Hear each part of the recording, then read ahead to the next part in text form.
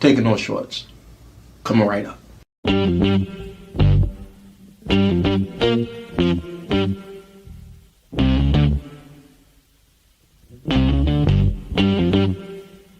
We talking about practice. Not a game. We talking about practice. Now I gotta talk, we all gotta be quiet. You're talking to the Rolex wearing, diamond ring wearing, kid stealing, wheeling dealing, limousine riding. I'm a man. I'm 40. And now your host, Taking No Shorts podcast, Jay Grizzy.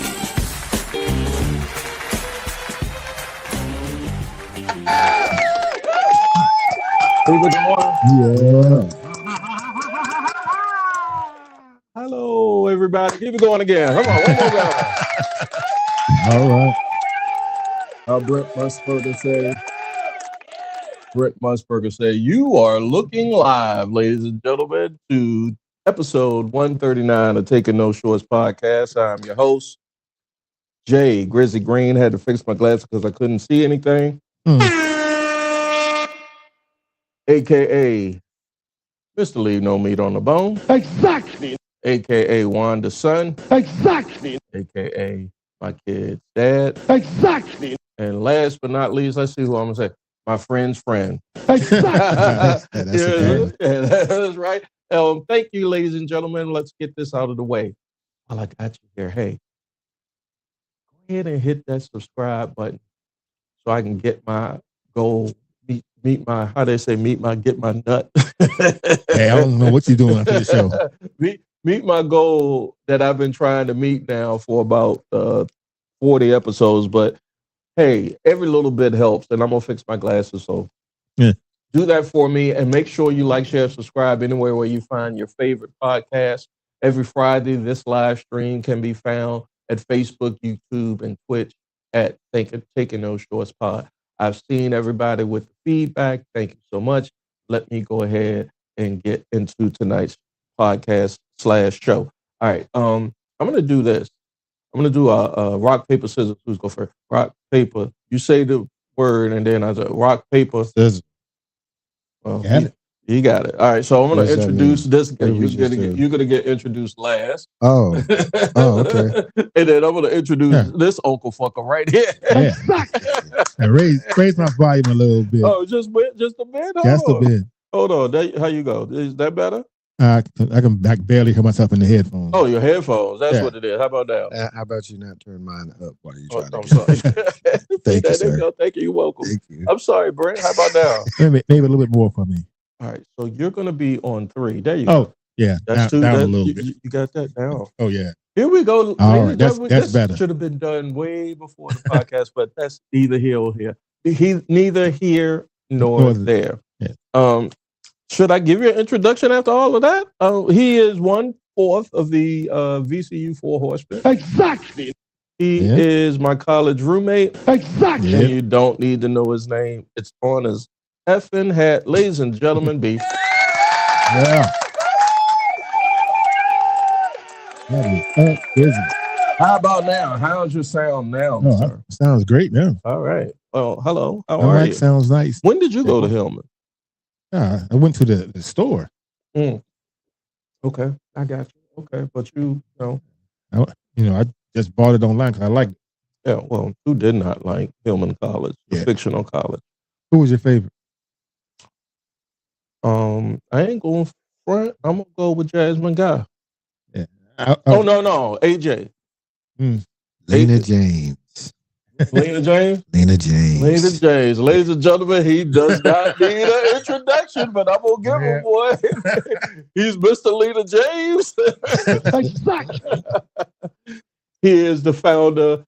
Is the founder or co-founder of Legacy Internet Radio? Whatever you want to call it. He is the founder of Legacy. If you ask him, he would say he called me the founder. Yeah, he's the founder. So say co-founder. Yeah. Of Legacy Internet Radio. He is also my friend and a yoga master himself. Ladies and gentlemen, Mr. Marcus J. Yo, what's happening? What's up, B? What up? What up, Grizz? Not much, Glad bro. to be here, man. It's good to see you, brother. Good to see you, man. Are the rumors true? You're bringing the podcast back? No. That's That's a lie. That's a goddamn lie. A bullshit. Yes. That time I endorsed playing a little Playing drop. the drop, right?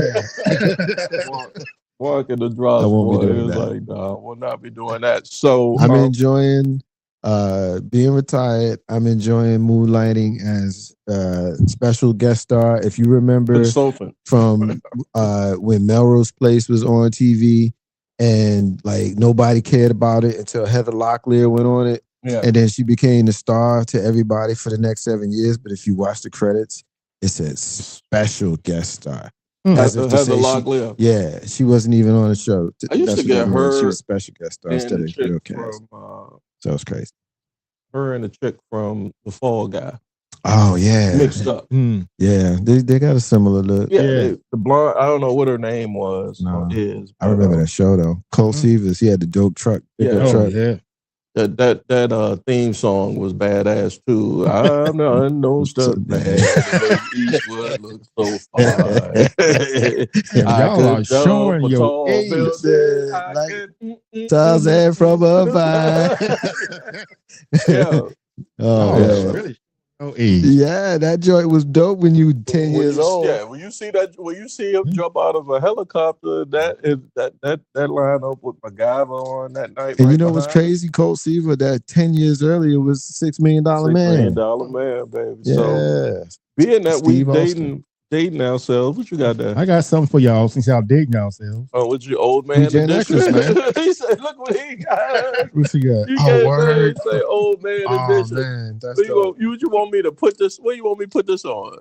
On your truck? Oh, my truck or On your- so. Okay. Old man, does you want me to go ahead and put the monkey nuts up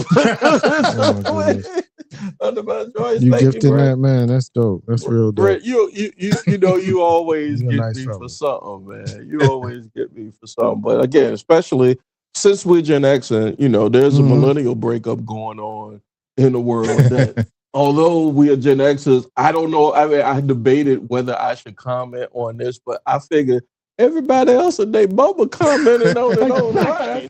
So why not taking those shorts, right? Like, who am I not to have an opinion? Yeah.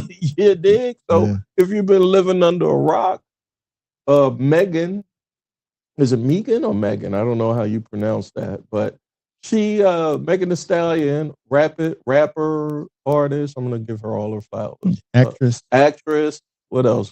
Ass shaker. What else? I mean, give her flowers. Now, let's be fair. I told you how I was going to try to present this. Yeah. All right. So, but she broke up via Instagram with all-star pro NBA player, small forward, son of Michael Thompson, Klay Thompson. One of the best three. Would you say he's one of the best 3-point shooters? I would say that would be accurate. In the NBA. So, and I think they said he has made a lifetime earnings from his talents of roughly around 300. Not that I'm watching this podcast. That's what they say. Exactly. 300 million. Okay. She broke up with him with allegedly saying that there was some infidelity and some trust issues and some respects and some non-negotiables. I'm just reading it off of what the AI said when I looked it up. Because B said, if you're going to talk about this, please know what you're talking about, Jay. And I said to him, well, I didn't even say nothing to myself.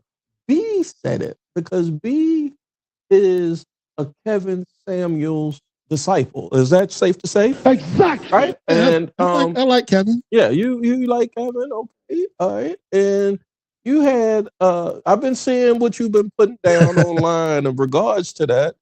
And I've been stirring the pot a little bit. Yeah, but I've been having fun. You're a pot stirrer when it comes to this male-female dynamic. And me and Mark, because shout out to Charisma, we used to be a part of the Love Revolution. Revolution, yeah. Yeah, the Love Revolution, where we actually participated in conversations with women. We, in regards to this. Public roundtables, exactly right. And so, B, yeah, if everybody goes back to episodes 4, 5, 6, 7, and hear your thoughts about these ladies, being that you're B. What's your thoughts? So just early on, so just give me your first snippet of when you saw the scuttlebutt about Megan, and Clay. What's your thoughts? Just roughly, and then we're gonna work around. The first thought because I had saw that he had said that he didn't want to be like in a serious relationship, and then I thought they were in a serious relationship. So looked like he wanted to play around. So that's wrong. If the parameters was already set that they were going to have a serious committed relationship, and he played around, he was wrong. I think he was wrong from the jump. He was wrong for something because he got someone. So Mark, let me give you your quick thoughts on this. I know knowing you for as long as, let's say 25 years, 25 plus years. I'm going to think back to the wrestling. At least. Yeah, that's about right, yeah. Wrestling pay-per-views when wrestling was wrestling. This comes across your feed and you see all the scuttlebutt about this. What was your first reaction to it for the listeners? Marcus? Unforced turnover by Clay. Like, I mean, those are turnovers, and your assist to turnover ratio is off, brother. He fumbled the bag. He fumbled the bag. I mean, I don't know. If like B said, if you committed to her and you're in a relationship with her and y'all supposed to be just you and her, and you step out, then you got to wear whatever. You got to take the consequences. Whatever comes of those consequences, if they to be bestowed on you, you're gonna have to wear it. Now, I feel bad for any hurt party, and because this isn't just brothers is the ones perpetrating. Sometimes it's the sisters too. Yeah. But in this particular specific situation, he hurt her, and that's upsetting. How we know he hurt her? Well, because she said it, and that's just what we going by. I'm not someone that gets into the middle of this kind of stuff. I'm only really commenting. I know that's why I set it up like that. I said, knowing Marcus for 25 years. So let me just be clear. I don't care about this. Yeah. But I really don't. But I'm a very private person. And so I don't like how public she went with all of this stuff. That's like telling the whole world that he did this and I'm upset and stuff. And, I remember when we came up, there was a deodorant commercial and the tagline was never let him see you sweat. So I get that we're in an era of vulnerability, but when I see stories like this that are divisive of black men and black women, it's very upsetting to me. Now, obviously, there's got to be some fault here, and that's not even what I'm talking about. I'm talking about the collateral damage, because my feed is full of, sisters who are righteously indignant because they got a right to be mad because we don't always do right by them, and then we fall into patriarchy and being assholes about it, So, like, brothers, we need to do better when it comes to that. But, you don't have to go to the whole world with he fucked up. I don't agree with that either. Yeah, that was that. What would you think would be the reason for something like that? She's trying to hurt him. She's trying to hurt him and embarrass him. She's trying to embarrass him. How is that? That ain't gonna embarrass Clay. Well, but that's the whole point of outing someone in this kind of way. That's the whole point of doing that. What do you think is the purpose? Was it you agree? Was the hurt Clay? Yeah. I mean, but she's been with 10 guys in 7 years. That ain't got nothing to do with that. Yes, it does. No, it does. She's for the street. Oh, Jesus. So, I don't know what dropped the hit for that. Okay, so. She's been putting that WAP all over the place. And so is Clay. Yeah. So she was just for fun. Clay's been known for being just for fun. He had a notebook out with all his little tricks and things in it since 2019. I'm laughing. Everybody should have known that they both were just for fun, and now. So your thing, and to be fair, you cutting straight to the chase. All right. Let me find out that I'm a man. I'm 40. All right. So you cutting straight to the chase is like, look, why are we entertaining the sides and the reasons? They were hooking up, and they knew what it was. Oh yeah. So it was just is an arrangement or so? It's like a wink wink type of relationship. Well, they hooked up and Clay had his fun, and he He did wrong. So why? All right. So if it's a wink, He didn't wink, do it right, but well, what's the right way to do what he did? he should have been straight from the beginning. Hey, look, this ain't going anywhere. I'm not trying to settle down. I'm gonna have other women. Either I don't. Did he? Do you think he misled her? Well, I don't care. I have to lead with that. But they know that, Mark. But because you asked me, all right, thank you. I do. If you were to listen to her, he misled what the situation was by having her in a position where he's presenting her to his important people as she's somebody that's worthy of being exclusive with him. So if he went in a different way, then she has a right to be upset with him. She has a right to be upset, but just because you go to his folks' house for Thanksgiving, I don't think this is why I don't care. I know, but because people sit here breaking down and analyzing. I'm breaking it down for the audience. Like you really know, like you really know. Of course, we really know. She told us. Like you really know. Like we really know. No, we don't. We really don't. We don't. We really don't. And it's being that we've both been because every single person that is of a certain age, 40s, 50s, middle age, whatever, you done got caught up in something. Yep. Whether it was inappropriate or not. Amen. But you done got your feelings caught into something. Yep. Ooh. And so, once you start catching your feelings into stuff, expectations are different. And how you move and how you communicate is different. So, what it was before might not be what it is now. Don't you think that when you catch those feelings, because again, I think Clay is probably in his mid-30s and Megan is probably not much younger than that. Yeah, probably not much younger. Do you think that, Brent, as Gen Xers, like we could deal, like if we had a breakup at 45, is a breakup at 45 the same as a breakup at 30? No, I think the older you are, the more you're like insulated against it. You prepare yourself. There's some type of experience, awareness of it's still gonna hurt, but right. It's not gonna hurt as bad. Yeah. And so I hate to bring up the whole Chris Brown and Rihanna thing back in I think 07, 06, 08. And that I've been in that situation where I was, driving and, and arguments happen, stuff happened. But that was when I was in college and I'm 20 and it hurt. Scared the life out of me.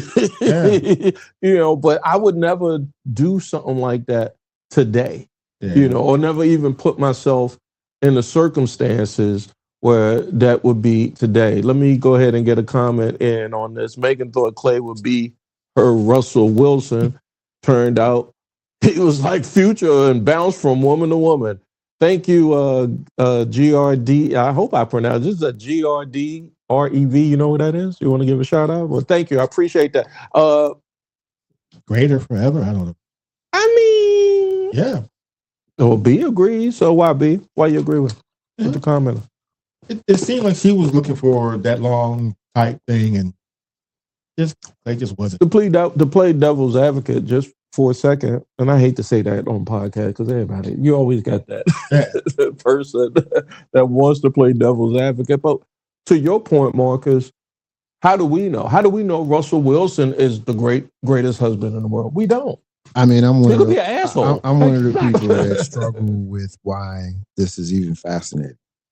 Because I'm not one that gets caught up in the lives of celebs enough that, I mean, because it's in pop culture and I have a pulse and I don't live under a rock. I do hear the stories and of course, just human nature. You start forming opinions, but I struggle with the necessity of the conversation.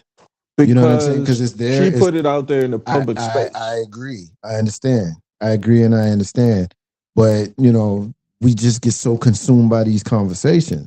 Well, and then when we start debating it, a lot of times it's unnecessarily aggressive towards the other side. That's what I was about to go to, is that they morphed the conversation online, or the algorithm morphed it to Megan Thee Stallion broke up with Klay Thompson online because she couldn't trust him. She was misled.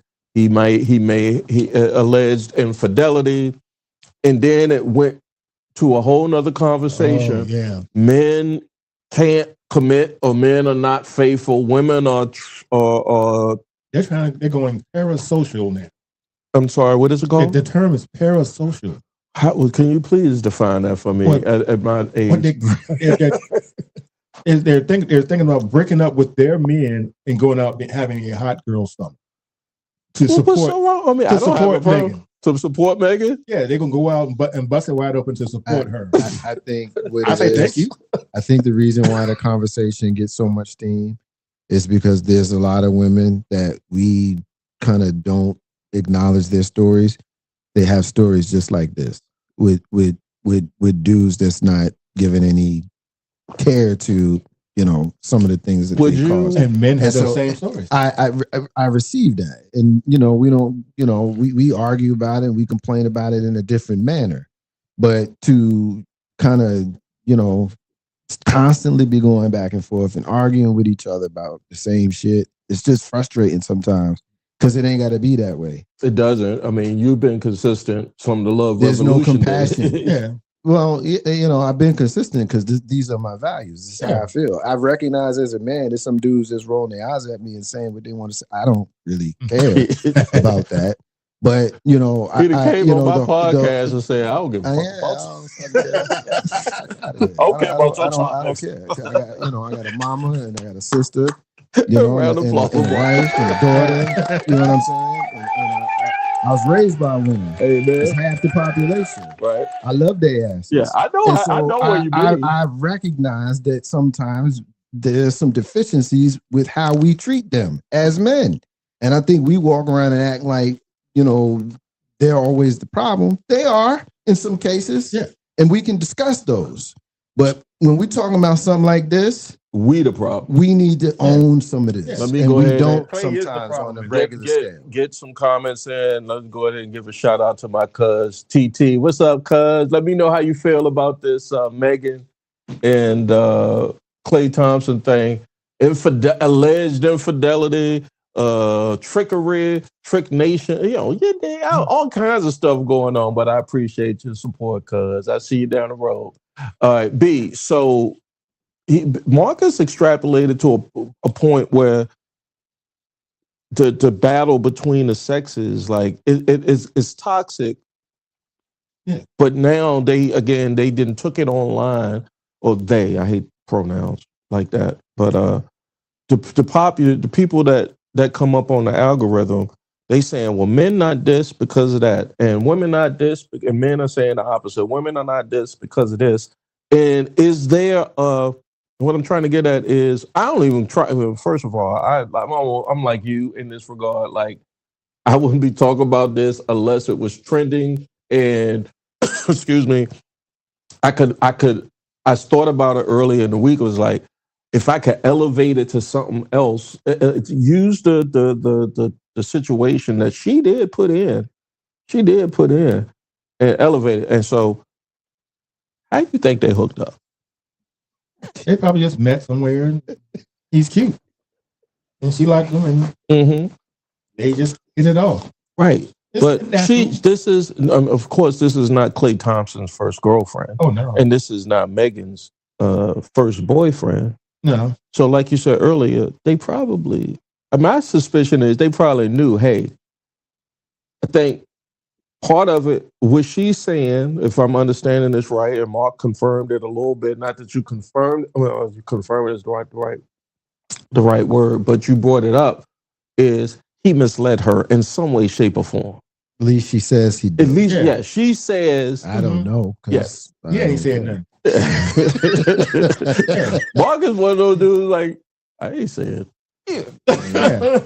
So Klay ain't said nothing. Right, he was quiet. I saw him put out a joint where he was, I think it was in Cabo. First of all, if I'm in Cabo on a boat, about my boat, like, That's a whole nother question. There's no win here for him to comment. Right. Oh, no. There's no win. There's no win. What can he say? Nothing. And so shout out to his team for shutting him That's up. right. Yeah. You know, Don't say nothing. so And you don't think all these other women that's out here, they gonna see this and they gonna see him and he gonna say something? They're gonna be right there with him. I mean, It's not gonna hurt him one bit. no, it's not, and it should not hurt her, but because she went the public route, I think that's a grab. That's a reach for something. Mm-hmm. That's reaching for something. Yeah, That's it's giving. attention. How y'all ladies say? That's giving something. I mean, it was. I mean, the only reason you go public with something like that is one, you trying to embarrass him, and two, you trying to make yourself, because there are some folks who are the woe is me, let me tell the whole world all the worst shit that ever fucking happened to me in my life. The trauma on bonding Facebook, type you know, shit. Yeah, and it's like you don't recognize, and that, now let me just soapbox for a moment. Yes, sir. You don't recognize that when you do that, especially when you do that regularly, the same people that you are saying all of that stuff to begin to look at you a little bit different. Like, leave a little mystery. Like, you can't tell everybody all your business. I get transparency, and you want the world, especially in the age of social media and podcasts and all that kind of stuff. But yeah, shut the fuck up. Yeah. Talking have about that practice. Not a game. We talking about practice. He got a lot of practice. Not a game. He's Allen Iverson. You know. He probably got some too. Yeah. Well, I mean, so your angle is she's playing victim when she should not be. Yeah, neither one of them are really the big.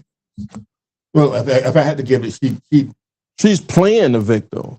Yeah, at least the online community is saying, like, at least the women's feeds, the ladies that I see on social media that's doing what you call it again? Parasocial. Yeah, that shit. I don't think she's a victim, and I don't think she sees herself as a victim.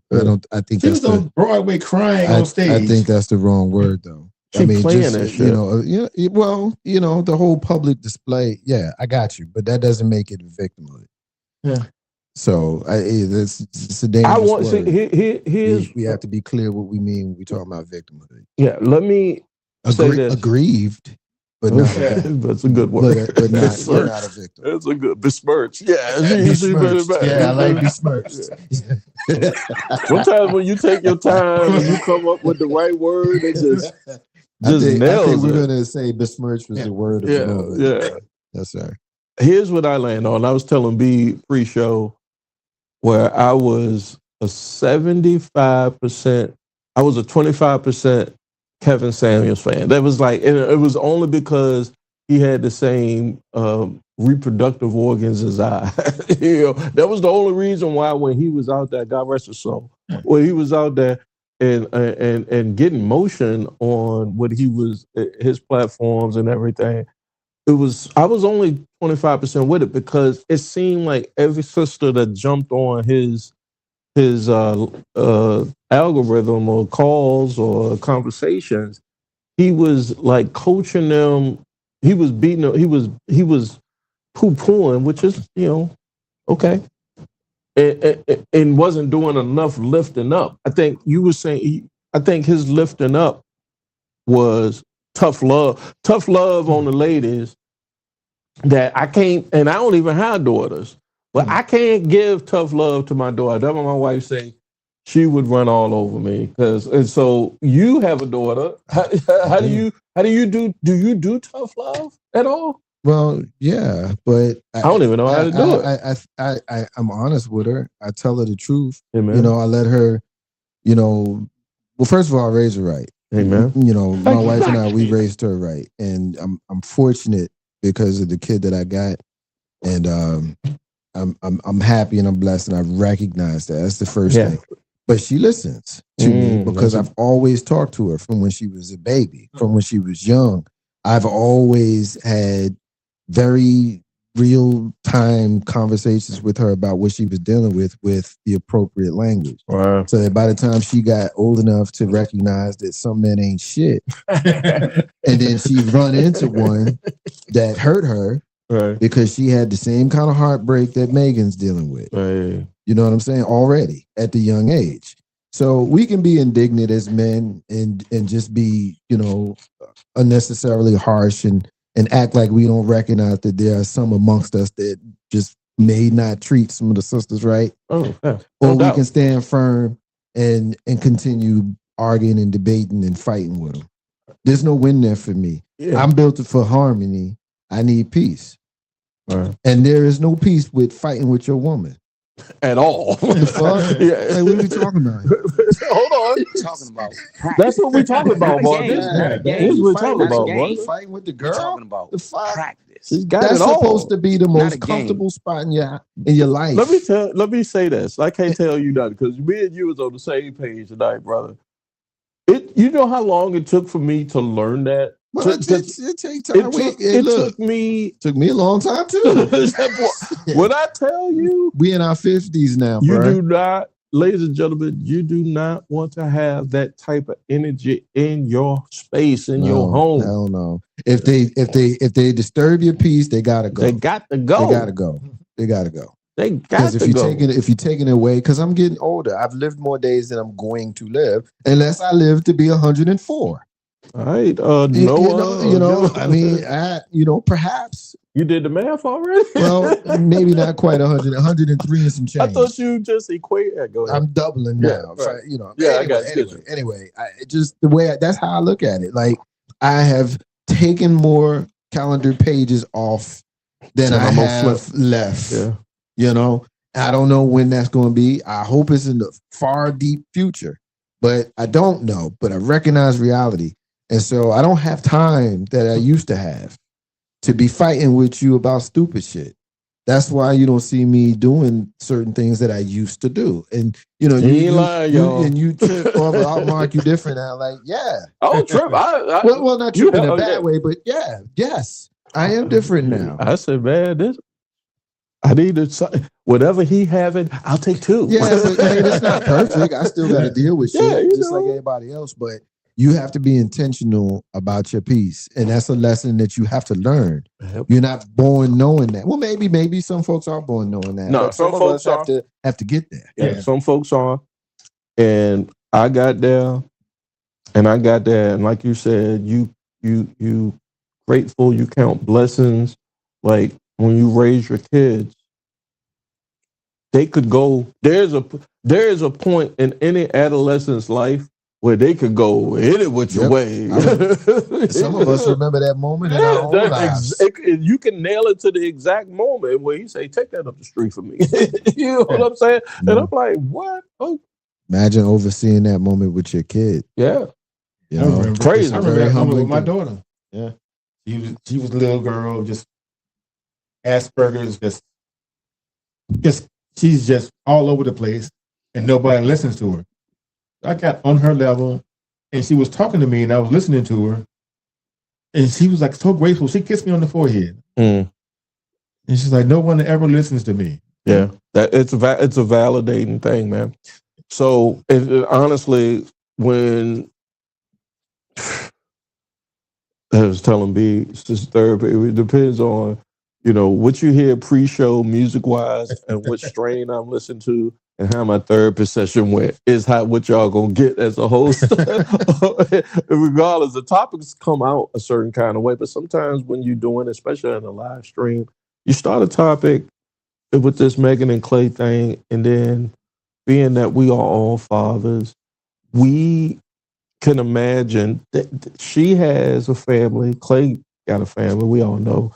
But it's not to take anything from Clay, but people that's in front of a camera, whether she put it out in public, she did, and that could be just off of initial reaction, or she might not have the right management team to pull a publicist to say, hey, don't put that out there, because there are folks in your space that if they in your corner like they say they are, they're going to pull you to the side like, hey, I know how you feel, but you might not want to do that. You might not want to do that. And so I'm so grateful that I know this man and I know this man, because before I jump off any type of craziness, or even if I do afterwards, they'll be like, you wasn't supposed to say that, or you wasn't supposed to do that. And so now when I'm playing it out and just telling the universe this, like, somebody that's close to her is not giving her good advice for something like that to come out. And she might fall off like Lori Harvey. Right. You don't know. You don't know. Even if the Lori Harvey, when the falling off is, like, let's say, I see what you're saying, but let's say Lori Harvey's falling off, and which in the context that you're saying is, she had a certain place she wanted to go in the celebrity world, and they reached a certain place and it stopped because of something. Mm-hmm. Megan probably has somewhere she wants to be in the show business world. It reached a certain, and it might stop because of something like this. And somebody need to be in her corner and be like, hey, we got bigger stuff we got to go to.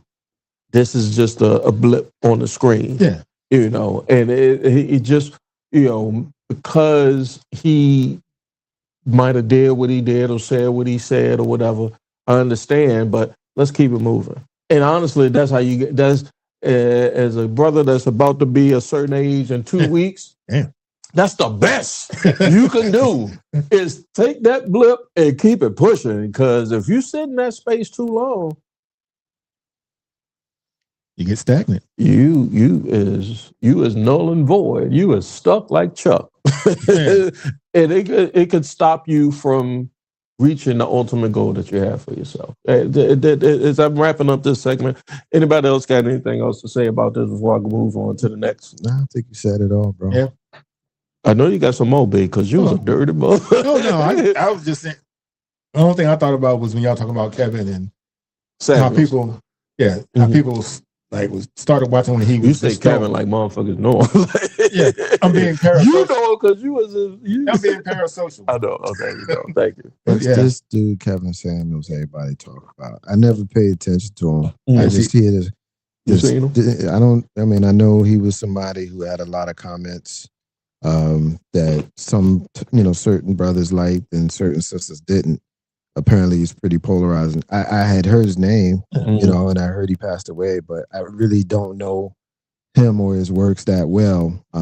It just, I don't know. It's just certain things that I've heard people say. I just probably wouldn't have rocked with him if I'd have took my time to get into it, but I don't want to say any more than that since the man. I'll give you a good. I'm gonna give it to you, B. Let me get 5 seconds. Remember you saw Dr. Umar? Yeah. Then after a while, Dr. Umar, you was like, if he'd have came and did a show 5 years later, would you have paid? Well, I mean, when I met him and went to one of his shows and spent some time with him, there wasn't a lot of the conversations around him that there are now. So if I'm hearing your question, if he came around now, I don't think I would go see him now. Yeah, same thing. That's how you gonna feel about Kevin Samuels. I feel the same way. All right, so my first experience with Kevin Samuels, he didn't talk to women. He was trying to get gain. He was trying to get gain to the brother. Well, yeah, he was tearing brothers apart like he tore women apart. You a true believer. Yeah, so he was tearing men new assholes. Don't pardon my French. I try not to say pause. Yeah. So and I listened to him. I'm like, well, shoot, I need to do some of this stuff myself. I need to. What did you? All right, so let's do this because I'm gonna transition because I'm up against it. What is it that Kevin Samuels said or advocated for that made you say, I'm signing, I'm picking up what you're putting down? What was the theme, the thesis of it? Holding yourself accountable. Accountability. Yeah, for your own actions and your own position in life. Amen. Okay. So, he did that with the brothers before he did it with the women. He was like, these brothers were coming on saying, well, I want to get this type of woman. And I was like, he said, you ain't the type of man. You got to get some bank first. Yeah. I can see that's the first thing you're going to say. Like, yeah, you can't finance her lifestyle. You still living, paycheck to paycheck. And I was like, but damn, I'm still doing all that. I need to get better. So that's what got me on him. I was like, shoot, I'm not going to call because I don't want to get towed up like that. But yeah, he right. Any woman, what's the first lady, any woman in your life, first woman that ever held me accountable in anything short of my mother, because I was at a stage in life where it scared the living dickens out of me. Because I was just, me. Yeah. And the first time a woman, other than the women in my family, checked me on my behavior, who the you think you is? And who used to do that? Bill Cosby? Yeah. I mean, here I am today in 2026. I don't know who that man was. What was I thinking? Were you ever checked, other than your mother or the women in your family, first time you ever got checked by a lady? How did you react, or what was it, or the circumstances? It was my girlfriend who I would eventually marry. Amen. Which is why I married her. Yeah, you get exactly for that. I'm not somebody that thinks that I'm better than a woman because I'm a man. Right. So I don't think that it's different if a woman checks me versus because I say it to you like this, just since I've been in the workforce the last 30 years, a lot of my bosses have been women and they've been very capable. Right. So hold you accountable. Perhaps if we're looking at it broader than in the personal setting, I work in a male dominated field that I work in present day. But my two greatest mentors are women. So, because they're proficient and they're good at what they do, even in a male dominated field. So I wish I could say that. I think that if I won't go there. I was going to make it political, but I am someone that we take no shorts. I am someone. I'll say it this way because I don't want to say it the way I was thinking it a minute ago. See, that's the other thing with discernment. But I think that either of the last two women that ran for president would have been better than what we've got now, and better than what we just had. Yeah. So it's not like that's me throwing a shot at Donald Trump. That's me throwing a shot at Joe Biden as well, because they're opposite sides of the same coin to me.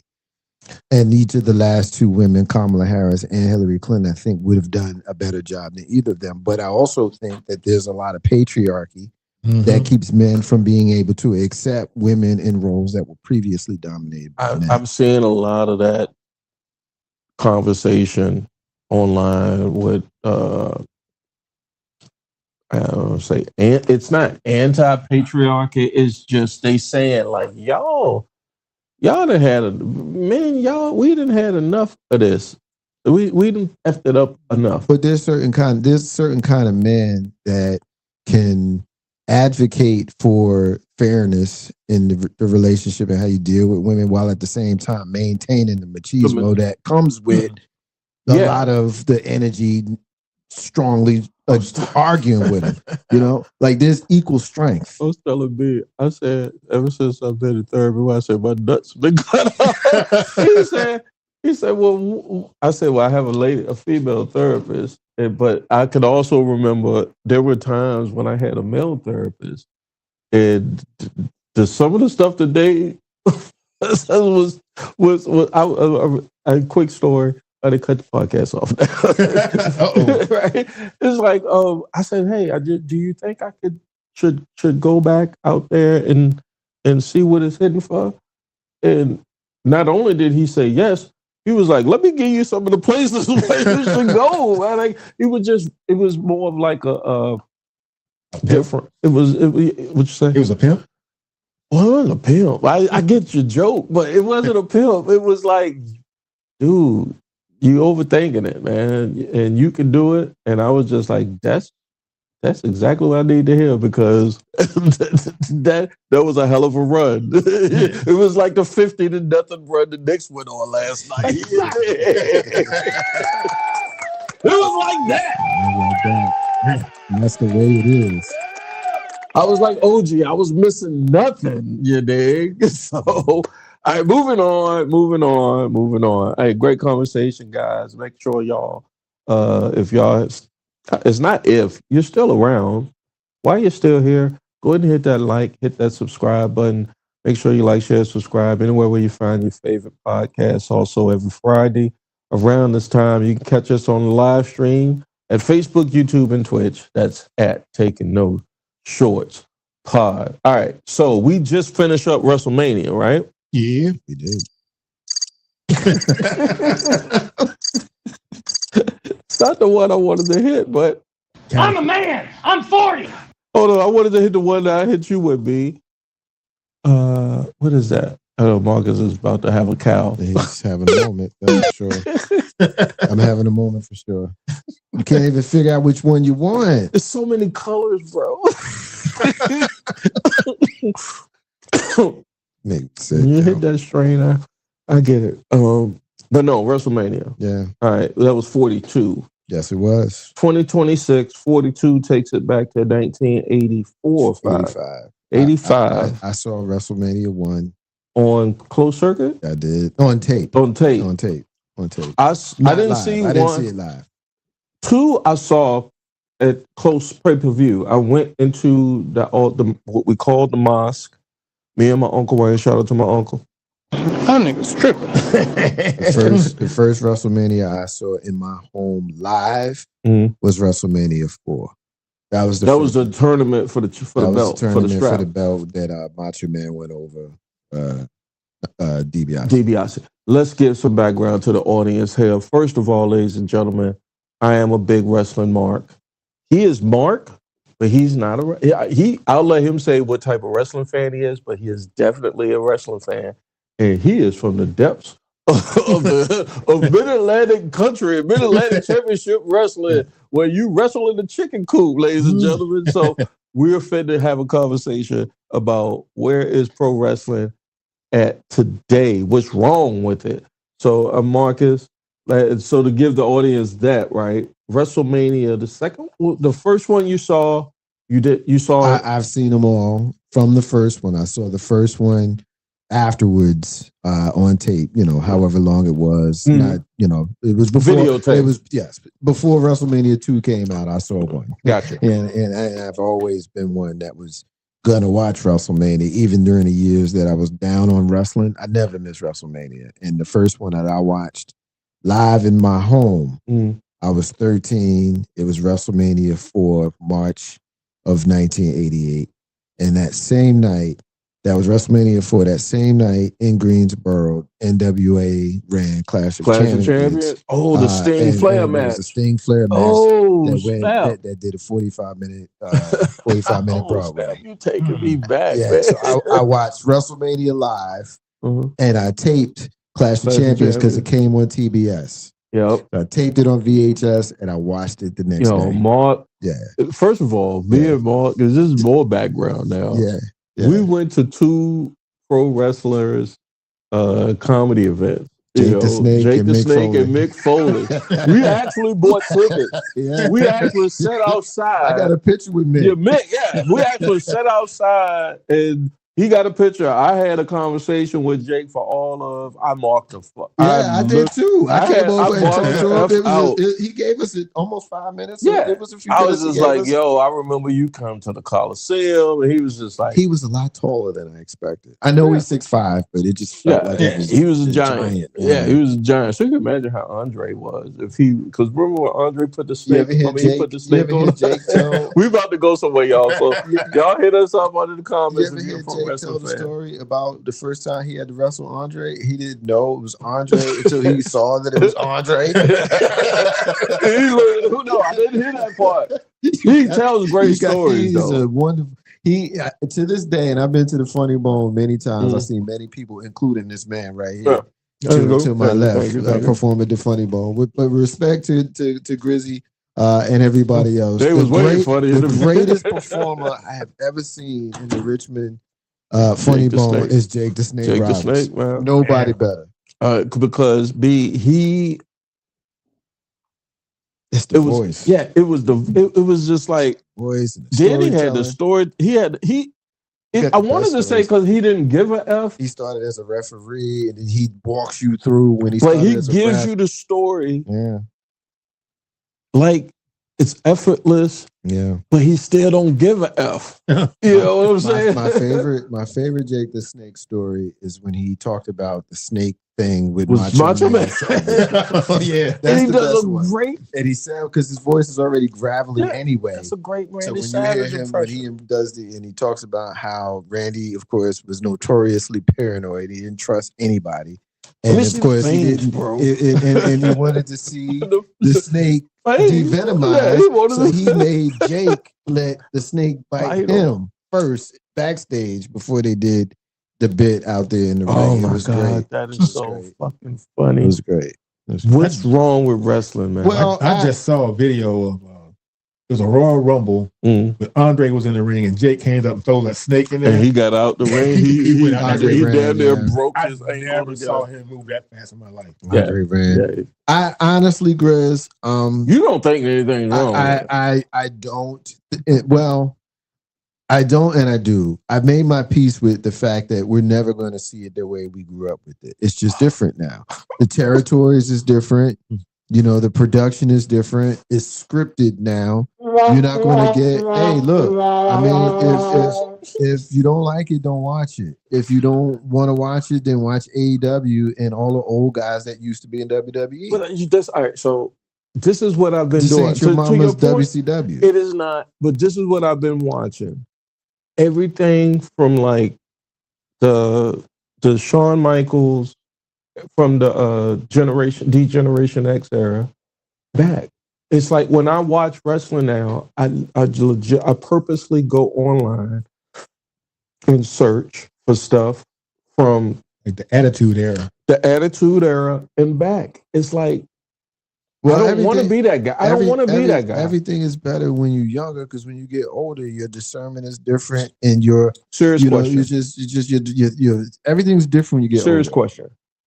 How did you get to how you see pro wrestling now, knowing what it used to be? I just made my peace with the fact that it's just different. Like, I can't expect. All right, I'll give you another example of parallel. Hip hop ain't the same like it was when we came up, but there's still some people that you listen to. You make your peace with it sounding and looking different. Because we in 2026, we not in 1996. Kendrick Lamar. And the other thing is, like, J. Cole. once we figured out that, kayfabe, what kayfabe is, then it changed the game, because, you always had the elders, always fake. I can't believe you watched that stuff. You always had that. And if you was me, you would want to fight an elder over them telling you that wrestling was fake. I remember, fights. like, you ready to ball your fist right. I've at an elder, like, it's not fake. Or you see, Dr. D. David Schultz knock the fire out of John Stossel, or you see Jerry Lawler drop Andy Kaufman on his head. Like, you want to say wrestling is fake? How about I show you if that is not? So I Smack get, them on leather, I get people. Well, Stossel had permanent damage because of that. he should. And so we grew up with that era of it. Yeah. Even though there was the era of kayfabe, that it was predetermined and all of that kind of stuff back then as well, but they protect the business. Now you sending people out there with a whole script they got to prepare for there ain't no cutting, no pipe bomb like you used to get, with him. You're not going to get one of those crazy ass Ultimate Warrior promos. Everything is scripted now. So it's different. You either make your peace with it or you don't. But there are some very compelling matchups. You got me. Your point. Let me finish this last point. Okay. There are very compelling matchups because NXT was brilliant. They brought the territories in-house. They trained everybody together so that when they start feeding people to the main roster, you are bringing in credible people with a cachet as soon as they hit the main roster. Trick Williams. This is where you get Lash Legend. This is where you get Obafemi. Obafemi in one of the most anticipated matches of WrestleMania against a legend, and he gets over. You know what I mean? Why? Because Triple H and Shawn Michaels got him ready in NXT. It's different now.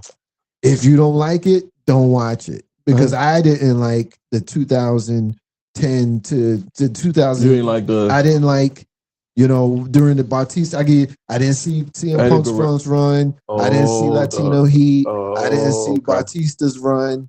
I didn't see none of that because I was like, it's bullshit now. But I guess I tell you what I did. What made it bullshit though? Because I didn't care for that era. They took it off of, for me. Owen dying really fucked me up though. Mm. You know, that fucked me up. Like that was in '99. You know, like I missed the NWO coming back to WWE because I didn't see none of that. Well, I wasn't watching. They fumbled. Yeah, they did. But I just, you know, it just wasn't fun for me. So from, I'd say 02 to about when the WWE Network came out. 11, so 12. It's about 10 years that I didn't watch nothing but WrestleMania because I still would never miss that. Right? Yeah.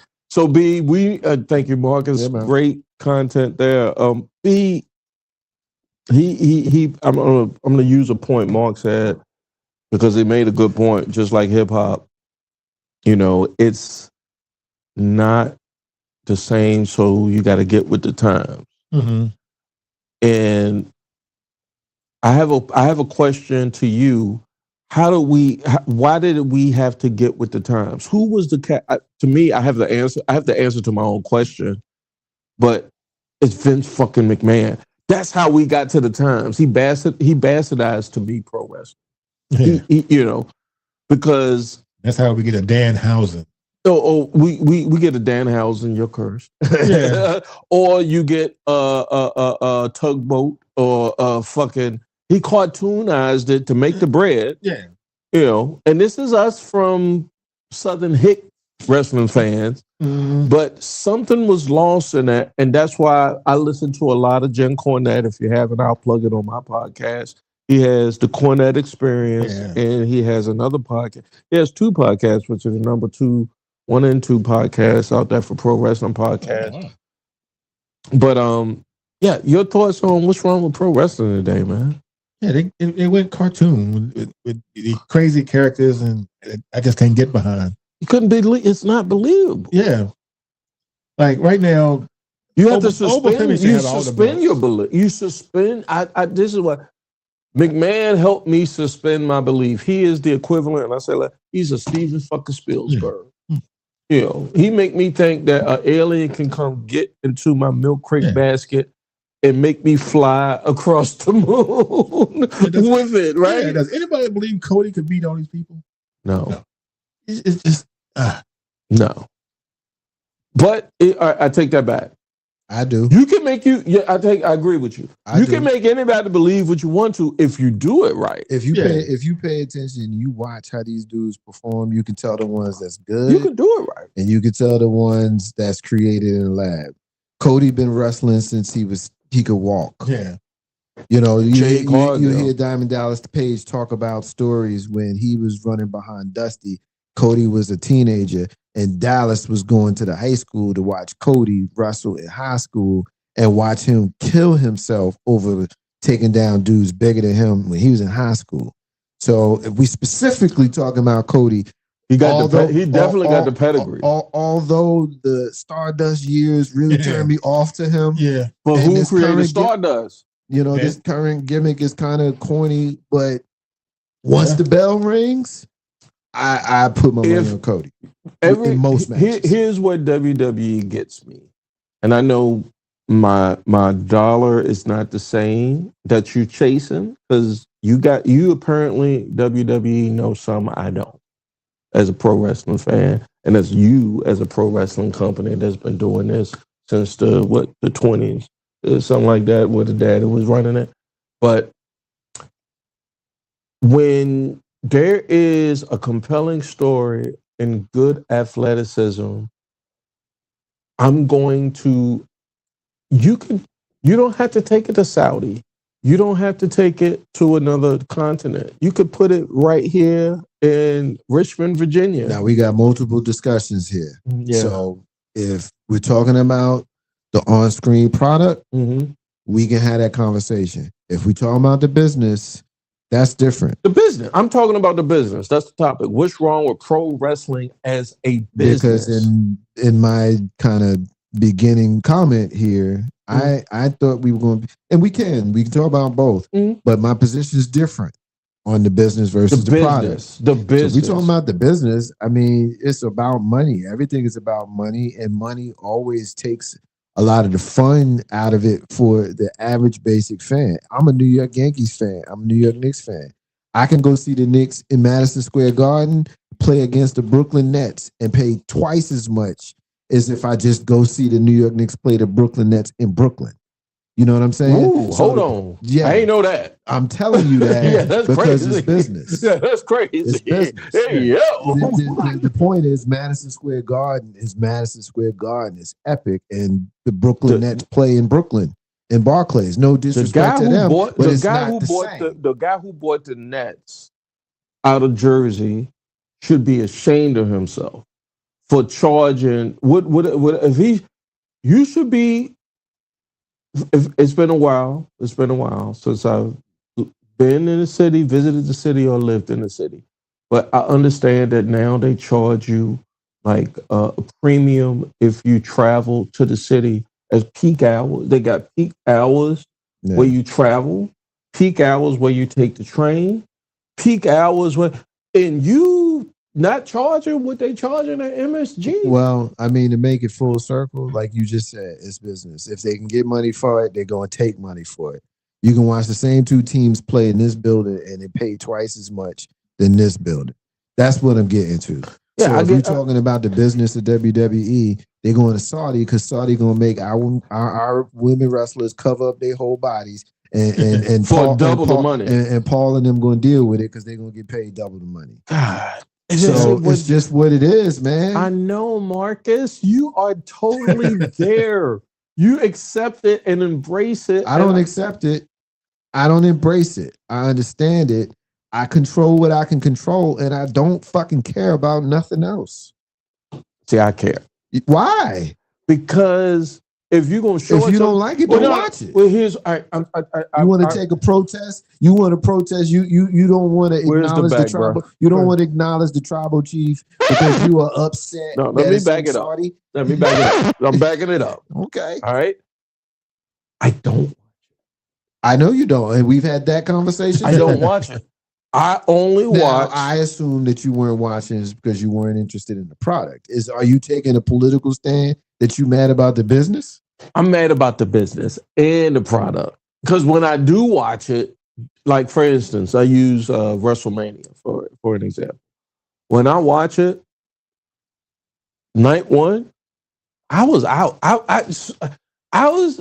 Night two was so much better than night one for WrestleMania, and I know folks want to be contrarian and go to night one and pick up. There is nothing that you can say that would what you said is so far fact that it like, ain't worth arguing. Because when I saw when I saw the free on ESPN, I get the money thing, right?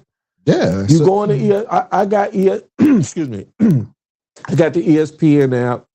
When WWE came and I upgraded it to the premium.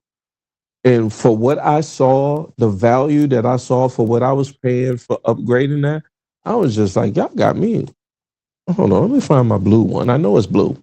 A bullshit? Y'all got me effed up. A bullshit? A bullshit. No way am I going to, there's not a, so right then and there, I was just like, the last time I watched the pro wrestling, and let's be fair, AEW, I get it, but they are not WWE. They not the major leagues. They not up there like that. No. No. So when we talk about pro wrestling, we are literally saying WWF, WWE, I'm sorry. I mean, they got their fans. They're coming to Richmond. They're going to be in Richmond on June 3rd at the Seagull. You know, they got their whole. That's a whole. That's cool. A whole. I mean, it's cool for them. AEW is a whole. You can sell out Vegas 2 nights in a row, or you can come do the Seagull. What are we talking about here? So we gonna talk about. We're talking about okay, not a game. Hey, come on. We're talking about. So practice. I mean, business is business. Like you going to Roman. All right, so I'll wrap this up. Okay. Hold on. Before I wrap it up, your take. Did you give me your take on the state of pro wrestling? You have not. So give me your stake. Your take on, and don't take no shorts tonight. I'm not taking no shorts. I barely watch. I'll watch the top 10 and call it a day because I just don't feel like paying for it. Mm-hmm. Yeah, I just watch little clips on YouTube. Like, okay, that's what's going on. But the people I want to see, they're not really pushing. Like, give me one. Like Roman's cousin. Jacob. Yeah, Jacob. Jacob Fatu. Yeah, Yeah, they wrestle next week at the pay-per-view. yeah. I want to see more of him. I want to see Obafemi. I want to give him a They belt. slow rolling you to him. Yeah, you know. Put a And then- rocket on his back and shoot him to the moon. And then they gave what's her name the belt. And then Took it off of Jade. Yeah. She got better. You made did it a get point. better.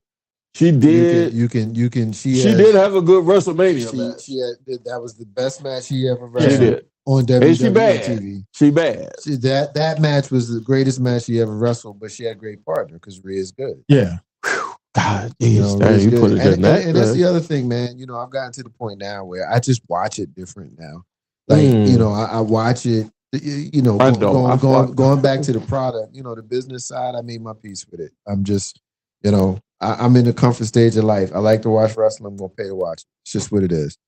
And when I decide that I don't want to pay to watch it no more, then I'm gonna stop. But I am not gonna stop because I am having as much fun watching it now as I've ever had.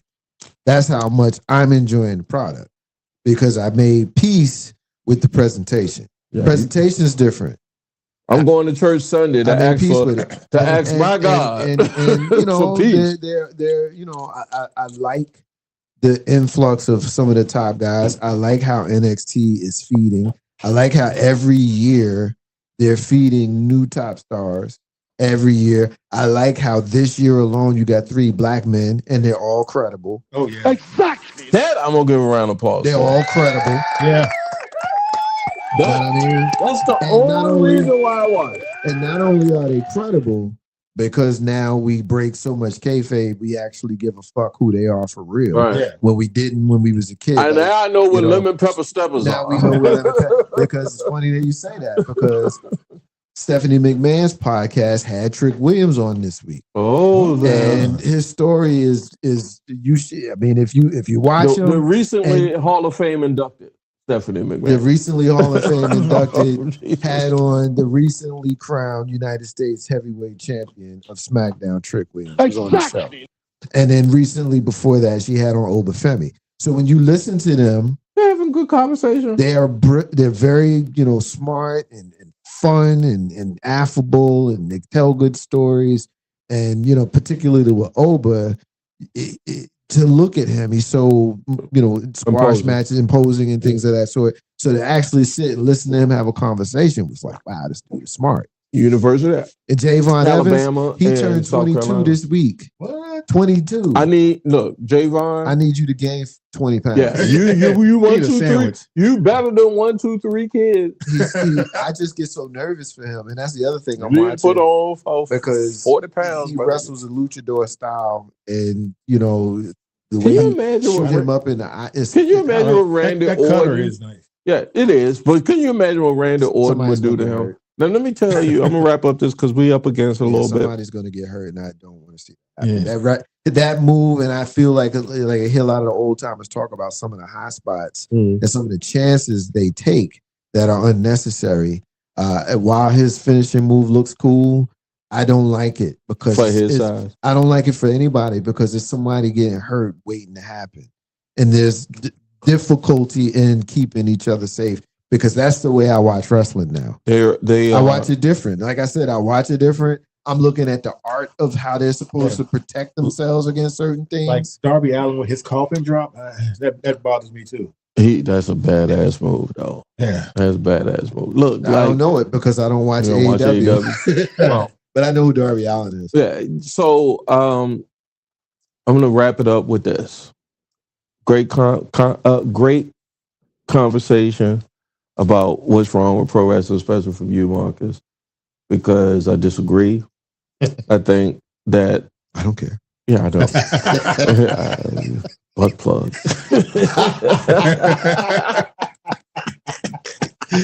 Inside joke. Inside joke.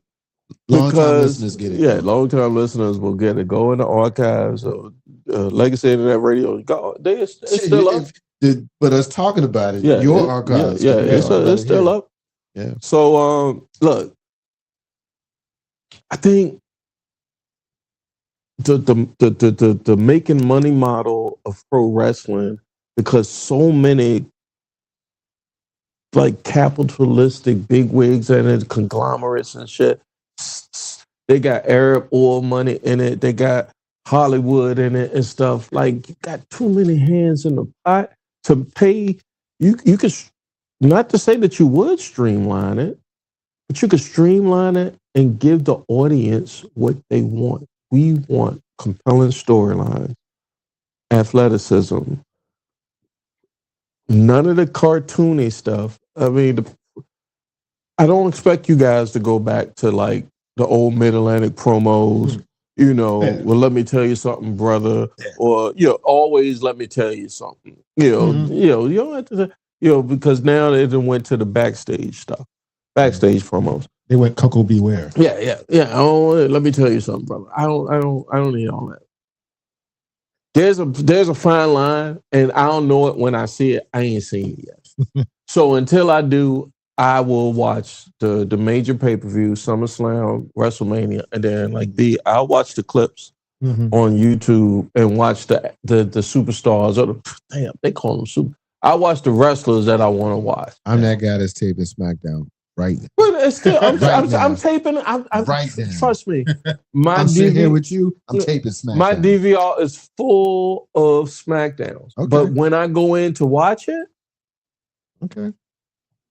Unless they say there's a big angle between Orton or there's a big angle between the show tonight opened with Cody and Jacob Fatu supposed to make that should be a fire. Like CM Punk too. It's like a light. There's certain people though, when you hear their name, you're gonna be drawn in. Yeah, light a fire. That's a Bob song, right? Catch a Fire. Catch a Fire is the name of his first album on Honor Records. Yes. All right, ladies and gentlemen, you're here Taking No Shorts podcast. I'm your host, Jay Grizzly Green. Holy yeah.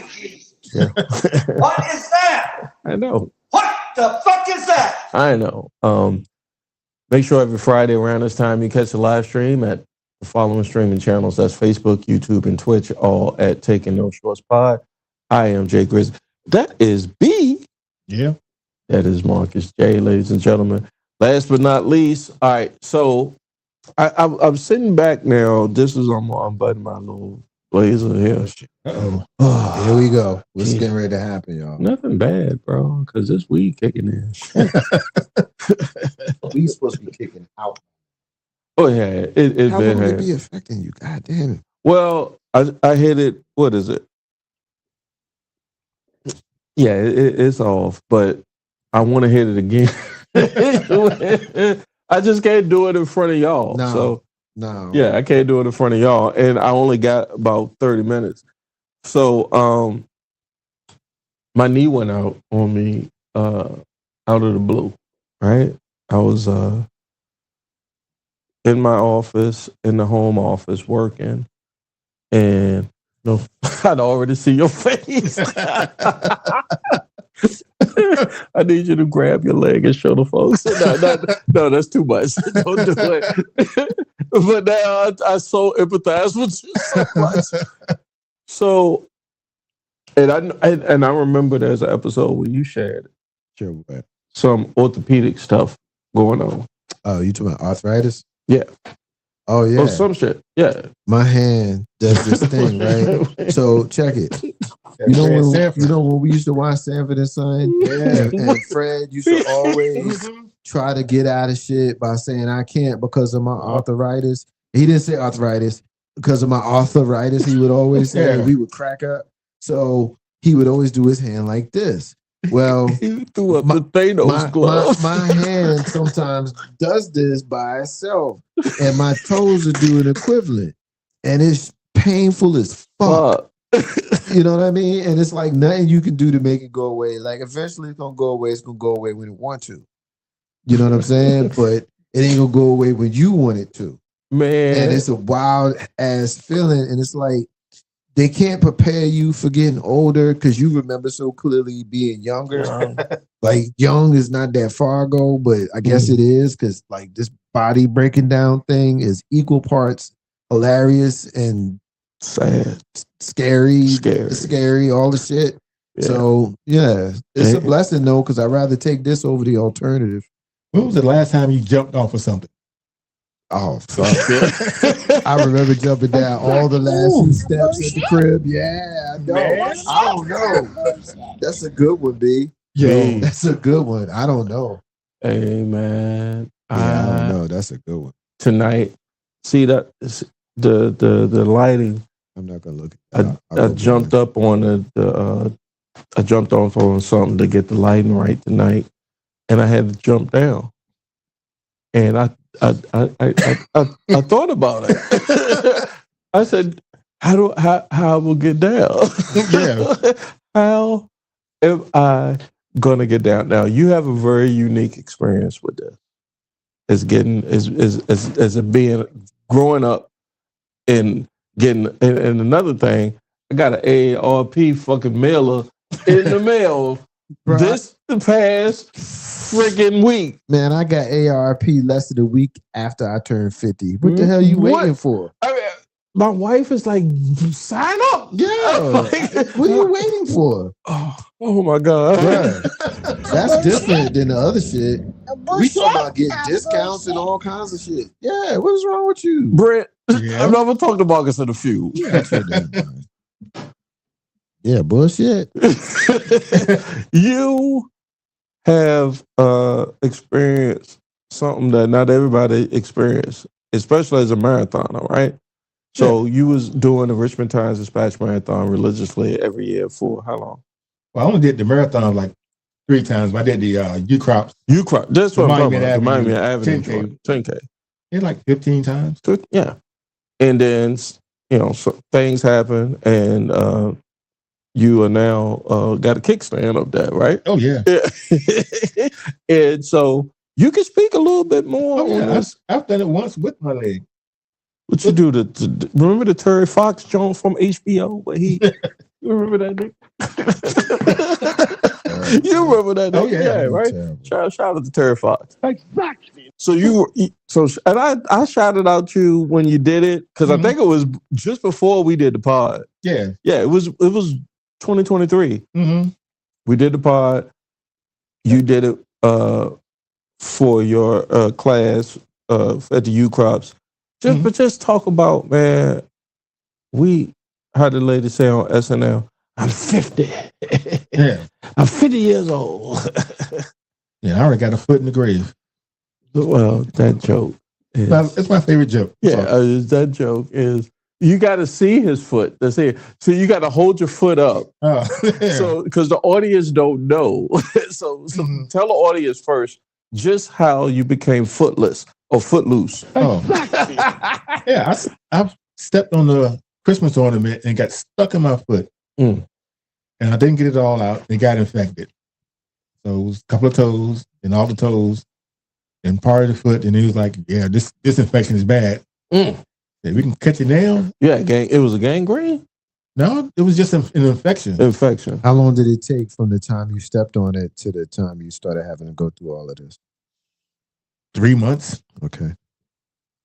So yeah, so about it, he said, yeah, we can cut you right now below the knee and probably stop it. You come back in 2 weeks, I have to take you above the knee. And I was like, let me get the below the knee. I can deal with that. One of the 4 horsemen. So you want to read his comment? Oh, I can't see it from here. Oh, damn. What kind of glasses you got? Shout out to my nigga Smurf. Oh, I did so good. Ain't no lenses on these. These are just for fashion, man. What are you talking about? Shout out to my guy Smurf, chilling all the way out in Asia. Indonesia. And I definitely have hit that. Smurf? No, the Smurf. the Indonesia. Oh. And then we got more comments from Smurf because I gotta get them in. The question is, are we involved at all? Are Jordan, Oprah, or any influential blacks getting paid in all of this? I think he was getting it in the earlier part of the podcast because of the time difference. So Smurf, I apologize. I'm sorry if I didn't catch your comments. That dude looking like Brian von Ratsky Claw. He's another 4 horseman from the VCU clan. Yeah. But no, all right. So the audience has the backdrop of how you have now become an old man. Oh yeah. And when was the last time you jumped off or something? Shoot. Probably 10 years. Yeah. We're not taking those type of chances, right? I was walking up my steps from my office and home office to go ask my wife something very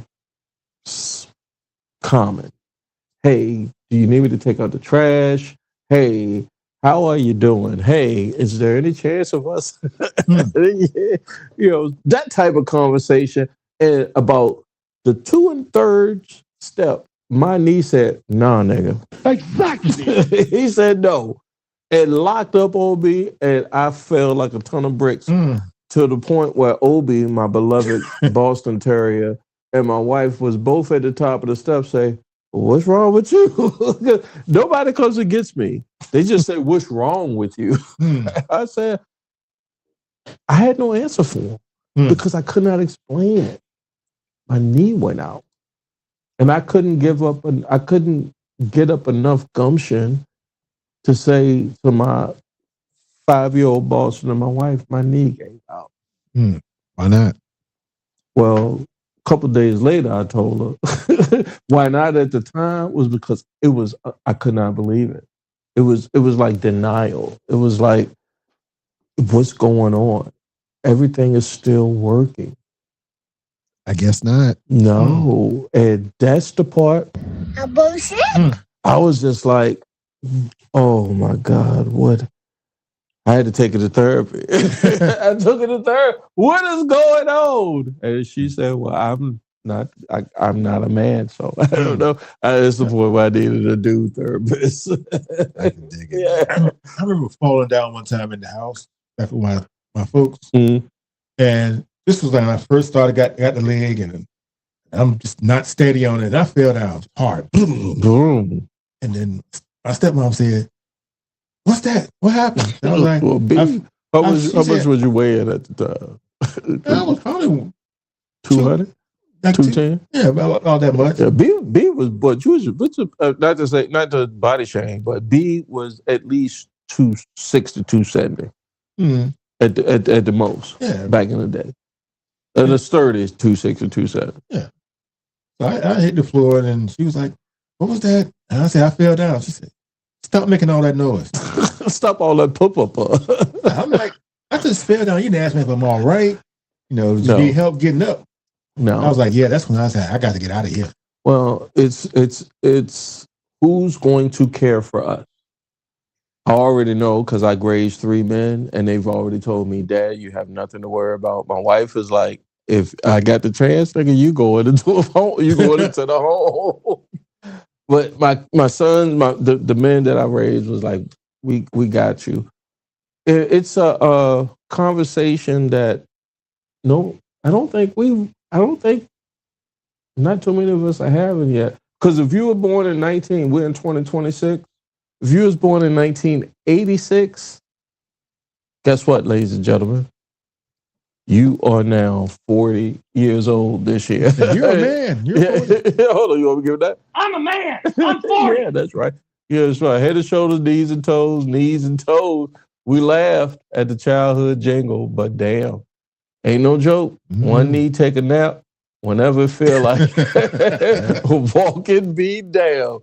I have certain ways, like if I'm driving or if I'm walking, if I place my foot in a certain kind of way, it'll cramp up so bad, and it takes kind of like maybe trying to flatten it out for the cramp feeling to go away. And sometimes it'll happen at an inopportune time. Yeah. And so like you can't have it just it's almost like when you was in your 30s and you was fucking and you got a Charlie horse. Oh, you remember those? Oh, and then, did you ever stroke through one? Well, you have to. That's the law. Duh. I got up out of there, dude. I'm out of there, man. That's a game. That's when you roll over, put on the top, so your leg out. Yeah. Not a game. You tell I want you to have I want you to have I want you to do something for me. Yeah. Oh my God. I'm awful for saying that. So, no, you're not. A little bit. Not tonight, Marcus. I'm a little off brand, but having a little fun. Yeah, man. So and that's another thing. When I think about getting older as a Gen Xer, like I remember, I want to say it was 2012. It was 5 years ago. My very first time doing a yoga session. Oh, when you came with me? Yeah, and Mark hit me up. It ain't hit me up because it was at a time where I was done. I was done. And Mark was like, "Yo, man, hey." First, he gave me a crystal at the bar, at the watering hole where he frequents frequently, and I took it and I put it on my desk. He was like, "Tell me you lost it." I found it. Oh, you did find it. I found it, bro. Okay, and guess what? It's back where it's supposed to be. Oh man. And so I was like, he gave me a crystal. Mark was like, "Yo, take this crystal, bro." And he telling me in like the terms that we talk, but I'm like, this nigga tripping. Talking about That nigga's tripping. But he's saying he's spilling it like real shit. Like you spilling it to me like in terms like I understand, but I'm like, yo, That nigga's tripping. That's so funny. and I took it, and sure enough, I was just like, when you open yourself to something, when you give something a chance, you don't prejudge it. You don't. I don't know how to describe it, but you just give it a chance. I look at it like this, right? Mm-hmm. Like I like crystals. You know what I mean? Like I wear them every day. I have certain ones I wear for certain reasons. Smurf. But here's the thing, like I don't think they got no mystical powers. Like what the fuck? Bro. You know what I mean? Like people think that that's what people who rock with crystals think. And I know for a fact there are those that do because I know them. Yeah. I've had conversations with them. But me, I like the pretty rocks. I also like that some of them have certain attributes that are assigned to them. Mm-hmm. And so if you can take one, like what I have on is the green aventurine, or this other one, which is a red jasper, right? There's certain attributes that are attached to them, like this green aventurine. What's attached to this is prosperity and happiness. Hey, and so if I wear it around my neck, and every once in a while, I grab a hold of it and I look down at it. That gives me aspirations towards what these particular things are supposed to have as far as meaning. And so if I give you a crystal, like a tiger's eye, which is what I gave you, that's a courage one for me. I needed it. And it's a protection one for me. And so when I was in the vibe where I was giving crystals to people, I haven't done it in a while, but in them days I gave my favorite people a tiger's eye because that was one of my favorite crystals. That shit was working wonders on my ass, goddammit. And when I lost it, I was like, when you lose something, Brent, you either this is a lot of people that I got 15 minutes, so y'all bear with me. We're having a Black Gen X conversation. When you lose something, it's up to you if you want to find it or not. You can either let it be lost or you can look for it. Have you ever lost something and it's like, I need to find it? Yeah, I lost my virginity and I kept trying to find it in different holes over and over. I knew he was gonna say something. That's him, though. It's funny. I thought. Oh my God! I knew he was gonna say something. Like oh my God! It's a good one, Brett. Yeah, you have served your service for the day, sir. I was listening to the crystals thing. That's kind of why I got the dragon. Oh, because you were saying this motherfucker. Like it's fear. It's fears. It's strength. Whatever symbolism, whatever symbolism it does for you, it does for you. Yeah, it reminds me to try to be strong and fierce and fearless and go out there and do things, even though, because I was told I'm never going to work again with my leg and all these things. I'm like, shoot, I'm going to do all this stuff. And he gonna be a member of Drew Hill with that shit on it. Tell me I'm gonna get my hair dyed and everything. Do what you do, man. Do what you effing do. I'm gonna be the new Cisco.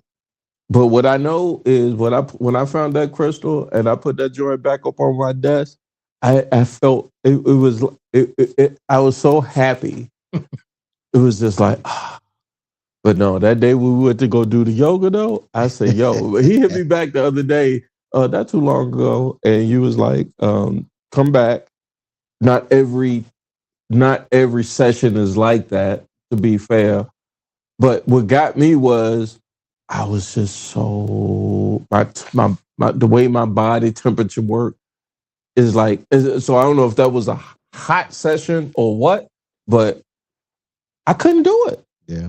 I couldn't finish it. I think the thing that a lot of times people I didn't prejudge it. I couldn't finish it. People don't think that they can go and do what they want to do. Like the best classes are the ones where you have a leader that's leading you through meditation and poses and all of the things, but you got the whole right to choose to not do none of that and just come hang out.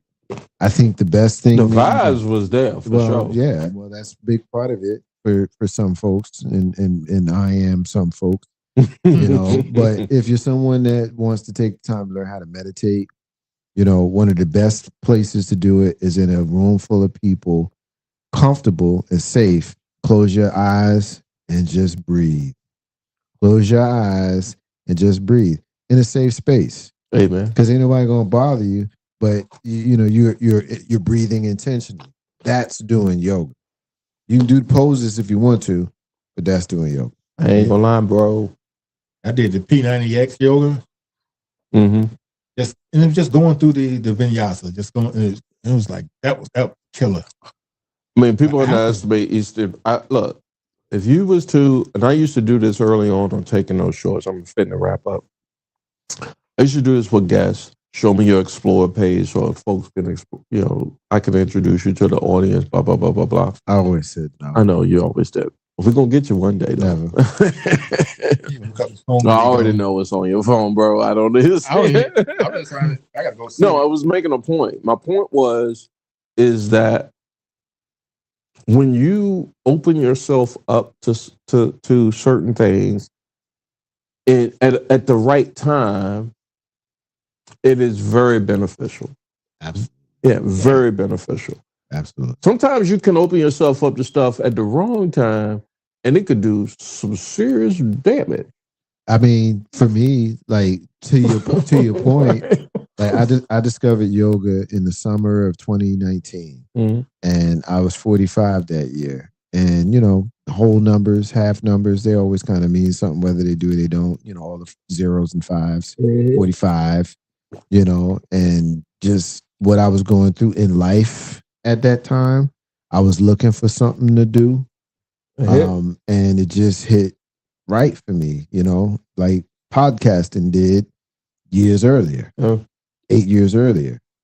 Just, we're at the stage of life now where we have to find the things that give us peace and do more of that. Yeah. I'm going to wrap it up, but I'm going to give it to B last for the last word, Brett. So you get your last word ready. I'm going to piggyback off of that, Marcus. Mm-hmm. I said in the last episode, 130, if this 139, 138, like I talked about faith, and I talked about like there was a 2 week span in my life where the puzzles of this thing, the pieces of the puzzle of this thing was not making sense, and I was too busy trying to make it make sense. And then something hit me. It was just like, don't try to make sense of all this thing here. You should be grateful that you got a space where you could talk to the universe. You could talk. Justin Rose said in the Hard Times promo, I'm reaching out to you. I'm reaching out to you for the worker that I'm not doing a Dustin Rose promo, but I'm happy. You have to be comfortable. Honey, cut the podcast. You have to be comfortable in your space. She don't like when I talk like a slave. So, you have to be comfortable in your space, and sometimes so many human beings are not comfortable. And I think the Holy Spirit, God, however you want to call it, he just wants you to show. He just wants you to shine, and that's strangely a great movie. The Shining. But he just wants you to shine and don't worry about anything else. It'll show. It'll cut through all that other bullshit. Oh, I don't know which one I hit. I didn't hit one. It'll cut through all of that. Just be a good human being, shine, show, let it rock. Be good, be kind, all that positive stuff. When you get to this stage, millennials, Gen Zs, what else? The other ones, X's. Oh, we X's. I can't remember. But y'all know because they poo on this. They poo on this type of talk. It's not on the algorithm. It's not going to show up in their feed because their attention is captured by the here and the now. But if you lucky to be us and seeing the lives and touch the lives and then walk the walks and then had babies and raised babies to adults and stuff and see, there's something to say for that. There's something to say for that. And I'm going to go ahead and pass it to my college roommate who done a whole bunch of debauchery with me. So I trust him to end the podcast with his final rants and thoughts. Go ahead, B. Oh, I really don't have any final rant and thoughts other than my daughter's graduating. Well, we got round of applause for that. Hold on, man. She's going to be in William & Mary. William & Mary? She's going up there for a summer program, getting paid. Break through all this bullshit and bring us home, sister. Yeah. Come on, goddammit. Lord, have mercy. I'm proud of her. She's still dating the white boy, but Hey, what that got to do with nothing? You don't got a daughter. What that got to do with anything? She happy, man. Now she gonna see this shit. I'm sitting there thinking like, damn, she gonna see daddy talking shit. She know. She already know. Yeah, I know him. Here's the problem. Hey, you said so. What was that conversation like? Look, if you can't use your comb, don't bring him home. He could probably use her comb on his beard. It's like he got one of those Duck Dynasty beards. It's different. Look, when I go I know this is your time, so I'm gonna hurry up and let you get it. You got about 2 minutes, but I'm real quick. I'm going out here when I do stuff. I'm scouting talent, trying to get get guests on. Mm-hmm. The young people, they not like us. No, they not like us, and it's okay. Yeah. It's okay. So I get what you're saying. I wouldn't have never said it, but I can see what Go ahead, B. That's all. That's it. I'm just, working on me, trying to get this race in November. Gotta get that bag. Gotta get the money. And don't stop.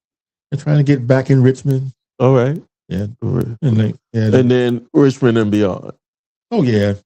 I got to start going back to King's Dominion. Yeah, I need to ride rides again. Pause. When was the last time you watched Flash Gordon? 1980 Flash Gordon. Probably 2000 or something like that. What was the last time? March 28, 2026. Damn. Don't. You know how I know? You know how I know the date? Yeah. Because I was driving to Jersey. Oh, wow. And I was listening to the soundtrack. And I said, I want to watch the movie. So I went on Amazon Prime and paid $3.99 to watch Flash Gordon on for 2 hours. This is not more Black Gen X. Ladies and gentlemen. Y'all seen Michael? Not yet. I'm going. Everybody said, yeah. I know he saw. You seen it? Yeah.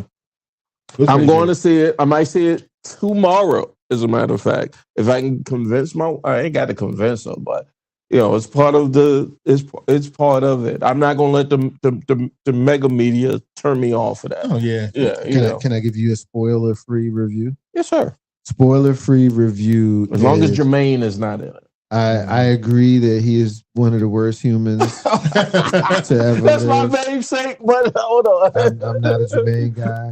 I'm a little brother, and so is Michael and Randy. And I know. So anyway, I've heard good stories about Randy. A spoiler-free review is there are certain parts of the movie that are laugh out loud funny. Yeah. Unexpectedly.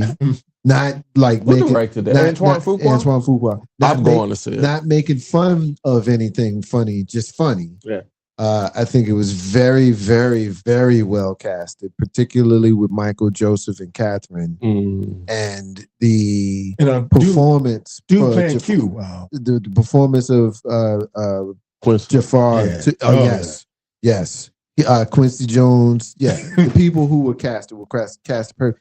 But the choreography for the Michael's performances and how they were captured by the actor who played him, his nephew, uncanny. Oh yeah, I am definitely going to see it this weekend. Award worthy. Yes. Look, I'm going to see it this weekend. Expect on episode 140 of Taking Those Shorts my own personal review. I'm not going to allow the mass media to besmirch the brothers, the Prince of Pop name, because Michael Jackson definitely deserves just flowers.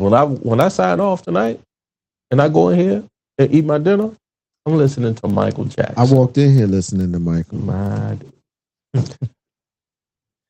My dad threw away my Thriller album. I'm still mad. You should tour Tom? You wanted to? Yeah, because it was blasphemous back then. Yeah, but we got you. We got you now. We got you now for my college roommate. Yeah. And 1/4 for the Four Horsemen. B for the founder of Legacy Internet Radio. The Bret Hart to my Shawn Michaels, Marcus J. Until next time, ladies and gentlemen. I enjoyed it. Bring back 8.5 Bye. Retired.